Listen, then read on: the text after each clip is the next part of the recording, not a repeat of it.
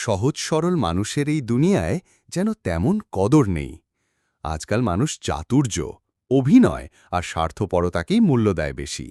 যে মানুষটি সরল, মন খুলে কথা বলে, কারো ক্ষতি চায় না, তাকে অনেকে দুর্বল ভাবে, ঠকাতে চায়।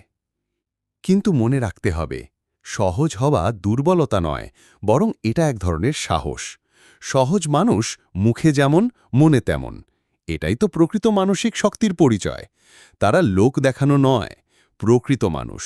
দুনিয়া তাদের মূল্য না দিলেও মহান আল্লাহ তাদের প্রকৃত মর্যাদা দেন। একটা কথা আছে, সহজ মানুষরাই আকাশের মতো, নীরব, গভীর আর অপরিহার্য। তাই কখনো হতাশ হয়ো না।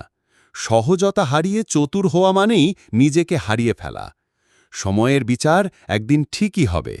তখনই দুনিয়াই বুঝবে কাকে তারা অবহেলা করেছে।